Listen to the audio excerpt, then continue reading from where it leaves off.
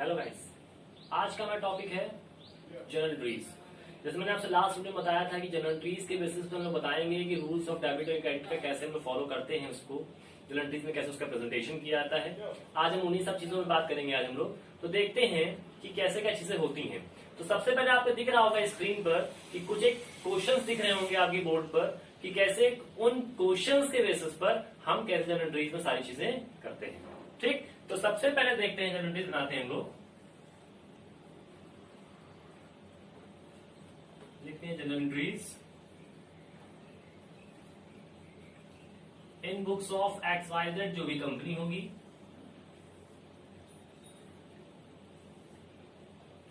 Particular LF debit amount and credit. तो सबसे पहला क्वेश्चन हमारा क्या शो हो रहा होगा, पहला पॉइंट डायमेंशंस क्या है। हम लोग सारे रूल्स और रूल्स के बेसिस पर सारे काम करेंगे। पहले पर्सनल अकाउंट, फिर रियल अकाउंट, फिर नॉर्मल अकाउंट। ठीक है, ये अगर मॉडर्न बेसिस पे बात कर लेते हैं तो एसेट्स, फिर बात करेंगे एक्सपेंसेस की, फिर ड्रॉइंग्स की, फिर कैपिटल की, लायबिलिटीज की और इनकम्स की। सबसे पहले बात कर लेते हैं, हमारा पहला पॉइंट है a company can establish a business with 1 lakh rupees. तो कोई कंपनी है अपना बिजनेस एस्टैब्लिश कर रही है 1 लाख रुपीज से। तो यहां पर लिखते हैं cash account debit to capital account being business established. कहने का मतलब क्या है कि कोई कंपनी बिजनेस एस्टैब्लिश कर रही है 1 लाख रुपए से। अब देखो यहाँ पे रूल कैसे फॉलो कर रहा है।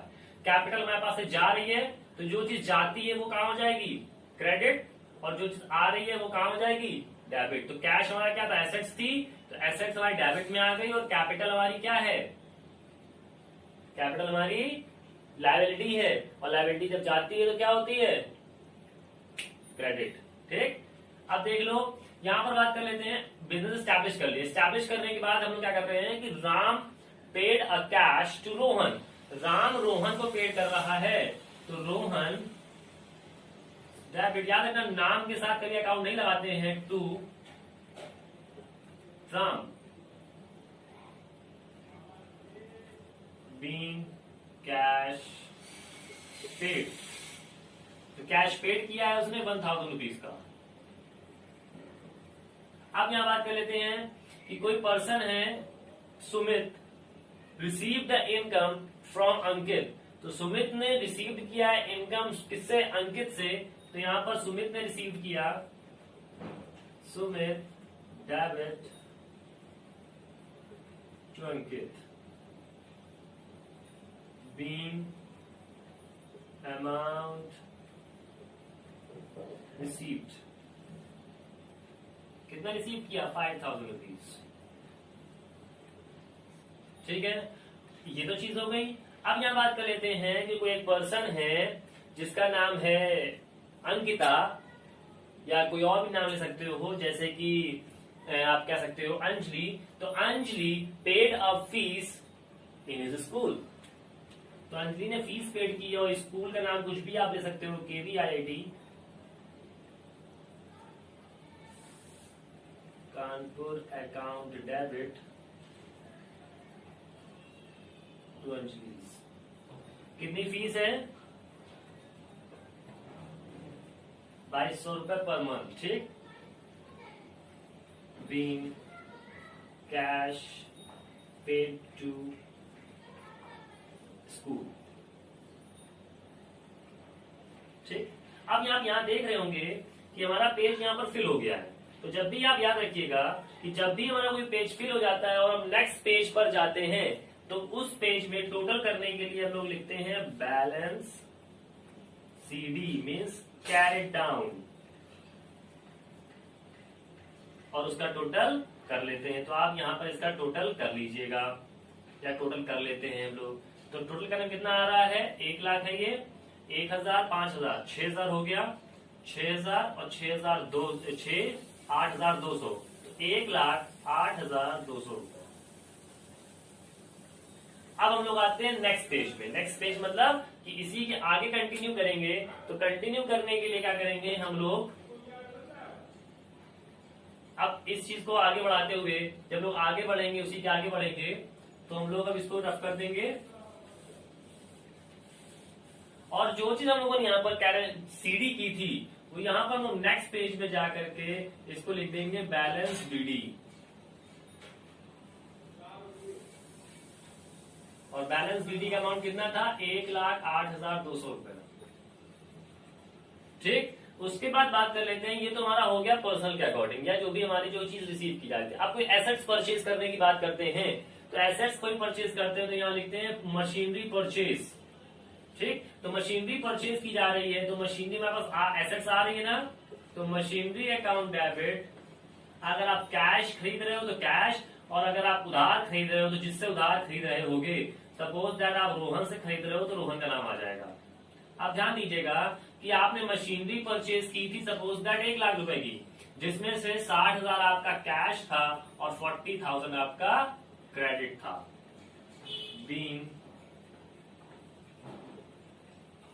Machinery purchase on cash and credit. तो जितनी भी एसेट्स आप परचेज करोगे उसका काम ऐसे ही होगा। अगर आप मशीनरी सेल करने की बात करते हो तो सेल क्या हो जाएगा? तो कैश अकाउंट डेबिट,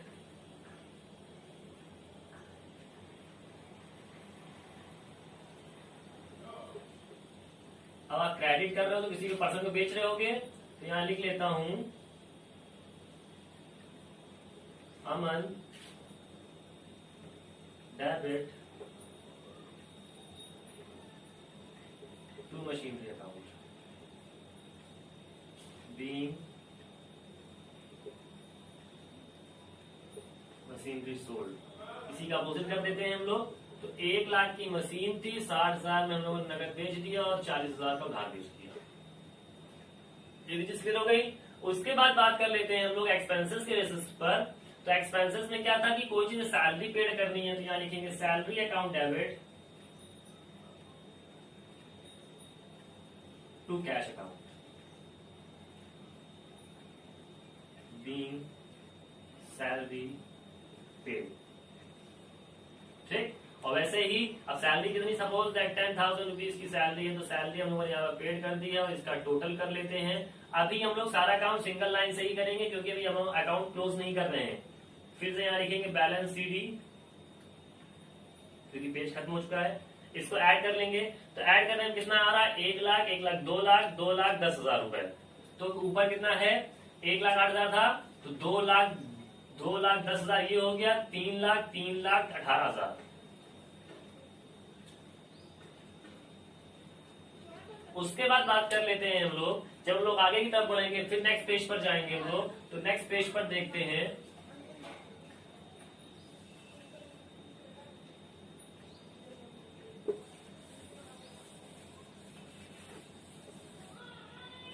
तो जो नेक्स्ट पेज पर देखेंगे तो यहाँ पर फिर से बैलेंस वीडियो जाएगा 3,18,200 रुपए, फिर से लिख लेंगे।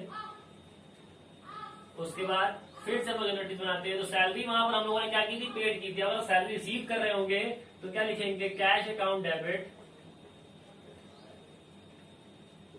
To salary account being salary received. Salary कितनी रिसीव कर रहे हैं? सपोज दैट 20,000 की सैलरी रिसीव कर रहे हैं, तो 20,000 सैलरी रिसीव कर लेंगे। ये तो चीजें हो गई सारे रूल्स बेसिस पे। अब यहाँ बात हो रही है ड्रॉइंग्स बेसिस पर कि कोई पर्सन है, कोई ऑनर है किसी कंपनी का, और वो कंपनी से कोई अमाउंट पर्सनल यूज से निकालता है, उसे क्या कहते हैं? ड्रॉइंग्स। ठीक है, जब कोई पर्सनल चीज से निकालता है तो उसे कहते हैं ड्रॉइंग्स अकाउंट डेबिट। अगर वो कैश निकाल रहा है तो कैश लिख लेंगे, अगर वो गुड्स निकाल रहा है तो गुड्स लिख लेंगे। तो कैश उसने निकाला है 10,000 रुपीज और गुड्स लिए उसने 20,000 रुपीज की, तो टोटल उसने ड्रॉइंग्स की है 30,000 रुपीज की। Being goods and cash used for personally. उसके बाद कहते हैं अगर कोई चीजें होती हैं, किसी पर्सन ने थेफ्ट कोई चीज चोरी कर ली है, चुरा ली है कोई चीजें, या कोई चीज लॉस्ट हो गई बाय फायर के थ्रू, ठीक है, तो यहां लिख लेते हैं goods theft by fire, sorry goods theft goods lost by fire, तो ऐसी चीजें जो खराब हो जाती हैं या चोरी हो जाती हैं, वो सारी चीजों को हम लोग बाय परचेज के नाम, सॉरी टू परचेज के नाम से शो करते हैं, क्योंकि ये सारी चीजें हम लोग पहले परचेज की होती हैं, उसके बाद की गई होती हैं। Goods lost.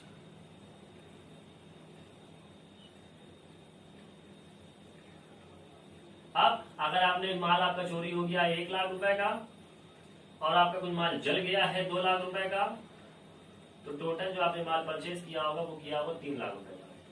अब आप यहाँ पर डबल लाइन से क्लोज कर सकते हो क्योंकि आपकी सारी एंट्रीज खत्म हो गई हैं। तो देख लेते हैं टोटल कितना हो जाएगा, 3,30,000, 3,50,000। ठीक, अब 3,50,000 इसका मतलब हो जाएगा 6,68,200। अगर टोटलिंग में कुछ मिस्टेक्स हो तो टोटलिंग सही से फिर से कर लीजिएगा। तो ये था पूरा हमारा तरीका जिससे हम लोग जर्नल एंट्रीज में प्रेजेंटेशन करते हैं on the basis of the जो मैंने क्वेश्चंस बनाए हुए हैं आप लोगों के लिए, बिल्कुल सिस्टमैटिकली वे में, ताकि आपको इजीएस्ट तरीके समझ में आ जाए जो रूल्स और रेगुलेशंस बनाए गए हैं और जो मैंने मॉडर्न टेक्निक का जो शॉर्ट ट्रिक बनाई थी उसके बेसिस पर। ओके, तो ये सारी चीजें थी जो मैंने आपकी कोशिश की है आपको सिंपलेस्ट तरीके से समझाने के लिए। फिर भी अगर आपको समझ में नहीं आता है तो आप कमेंट बॉक्स पर अपनी क्वेरी भेज सकते हो।